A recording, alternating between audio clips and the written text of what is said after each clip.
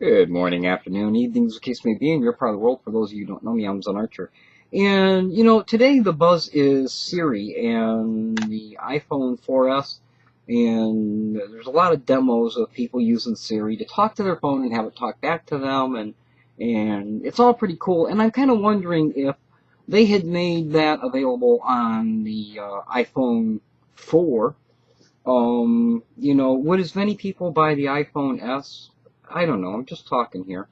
I don't think as many would. I don't think as many would have pre-ordered it because, after all, that's what they were looking for.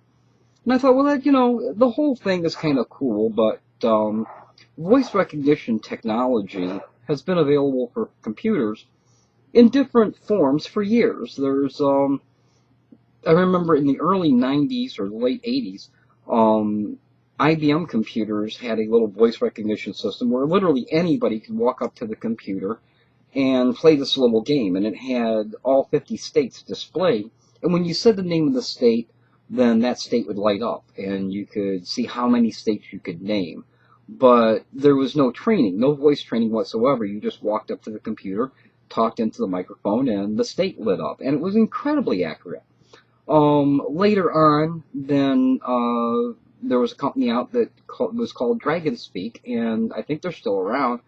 And they allow you to dictate to your computer so that you can interact with, Word, WordPad, Notepad, whatever your chosen word processor is. You could just dictate to it, and it was pretty accurate. It actually came with a headset, so you already had a microphone that was close to your mouth, and that microphone didn't pick up extraneous noises, television, and stuff like that.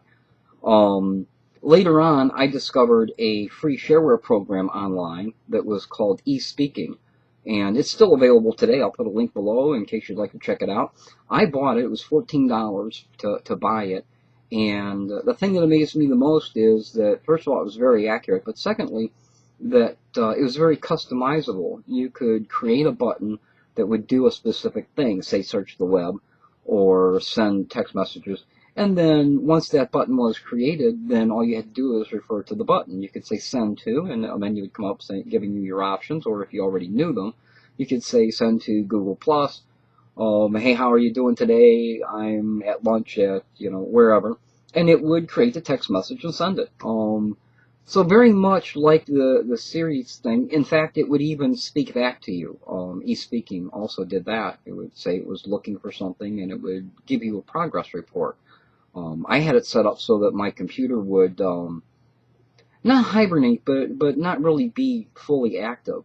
And I could walk in the room and say, I called my computer Max. I could say Max, and my computer screen light up, say, yes, Poe, what is it? And I could say, let's take a look at YouTube today, and it would go to YouTube. Or I could say, check my subscriptions, and it would take me to my subscription page.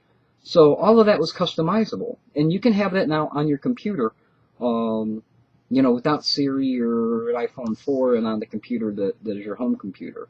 I don't know if there was ever an application, and maybe eSpeaking will eventually come out with an application that does the same thing.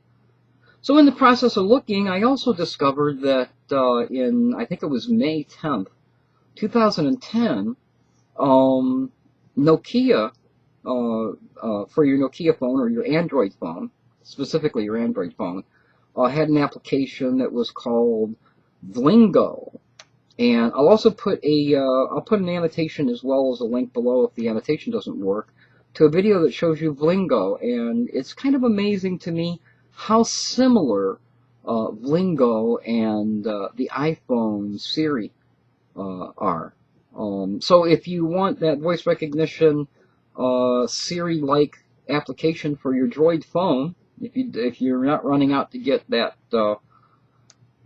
that iPhone 4S, you can do it. You can go and download the application and use it on your Android phone, and it does pretty much the same thing. I don't think it speaks back to you, but you can speak to the phone while holding a button, and then it will do a search, send to your Twitter, send an SMS message, send to Google+, Facebook, all those places. It'll do the same thing. And you just speak in a normal voice. You do have to, your words have to be separated rather than just speaking like I am now. You actually have to say it so that it can understand it. But I think if you watch those people who are demoing Siri, you'll find that those that are successful with it are doing the same thing. So just kind of a heads up of other voice recognition options to you for your computer. I remember e-speaking, I originally got it because I was hoping that Mom was having difficulty with her keyboard, and I was hoping that that would be an alternative to her using the keyboard. So that's why I got it and paid for it and used it. She never used it much, and eventually the novelty of it wore off for me. So I'm back to using the computer keyboard the way I am. But right now I don't have even a Droid. I've got a